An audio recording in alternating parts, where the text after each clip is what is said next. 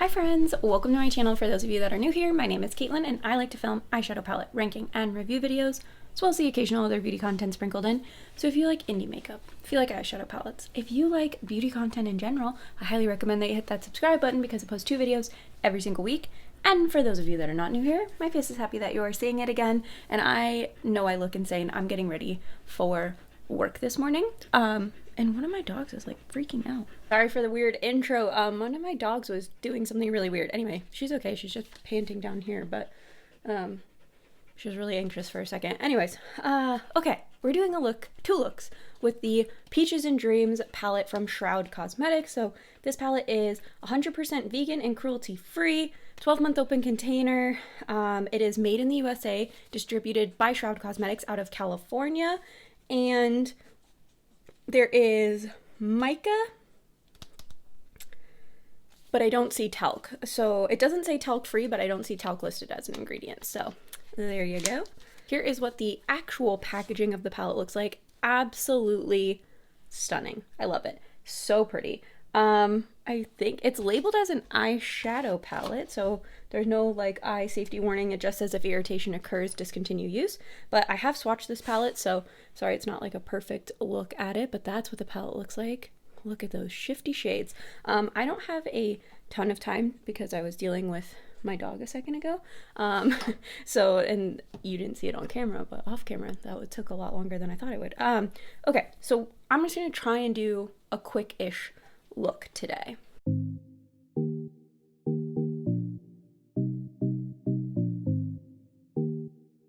I'm going to take the Singe Beauty EO3 brush and we're going to start with the shade Drenched, the blue.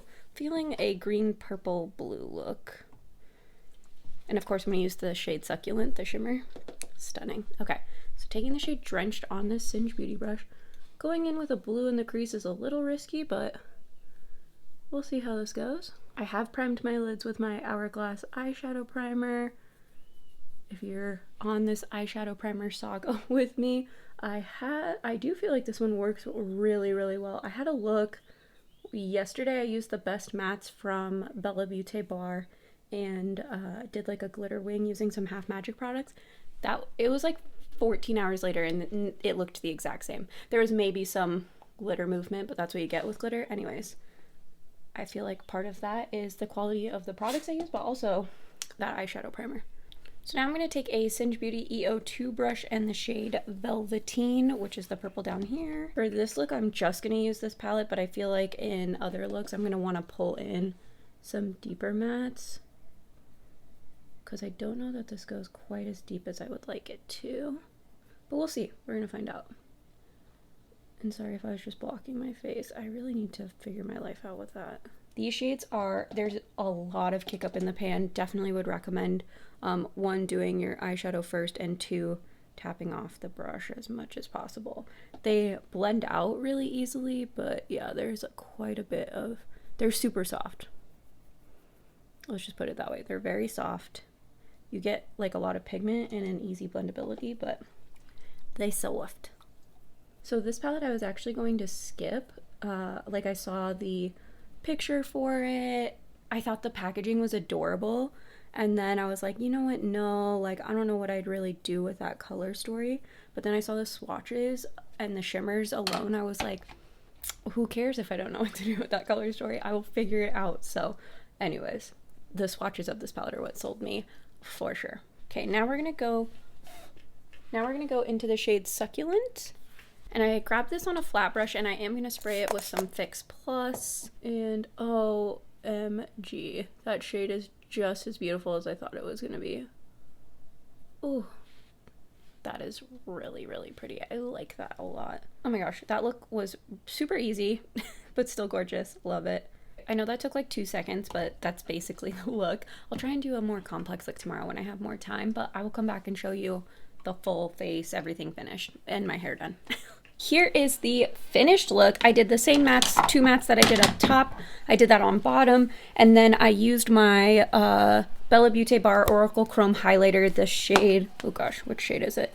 The High Priestess, that's in the inner corner. It's just like a green iridescent highlighter. But yeah, that's basically the look.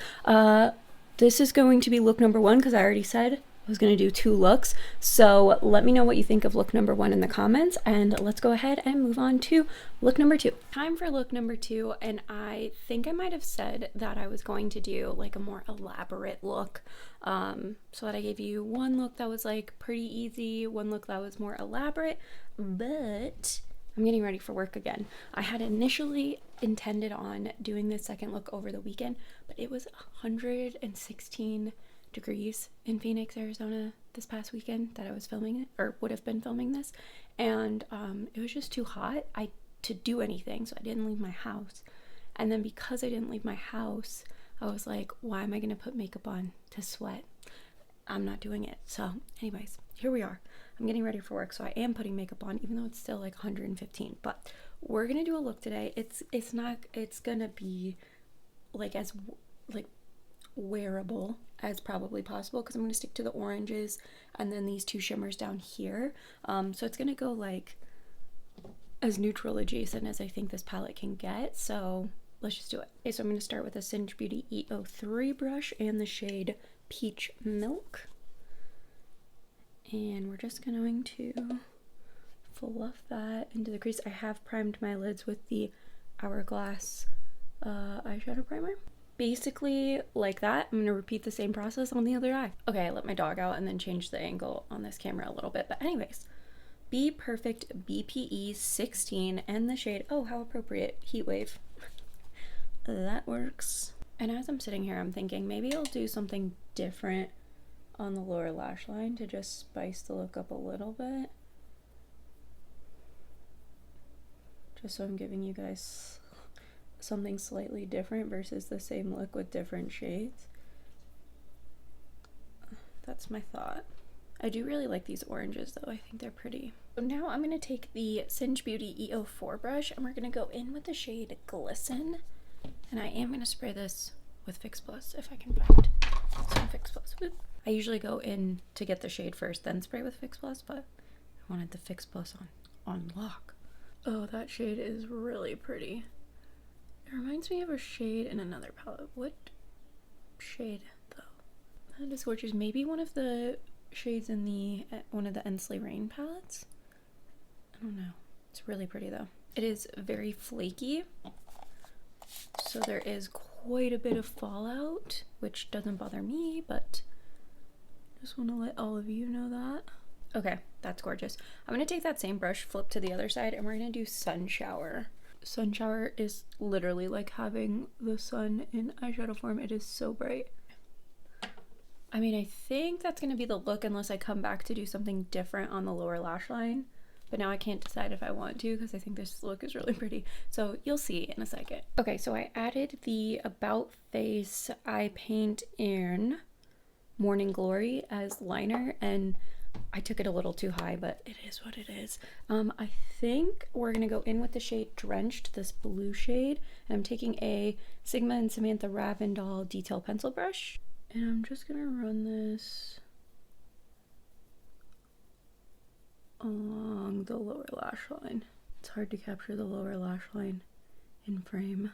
Okay, and then I'm gonna take the shade Felicity, which is the blue shimmer, and I'm just gonna grab it on this Morphe M124 brush, and we're gonna run that just like in the inner part. You'll see in a sec. For a little extra sparkle. Then we're gonna take the shade Sun Shower in the inner corner. This is a Melt Cosmetics Lapis Fino.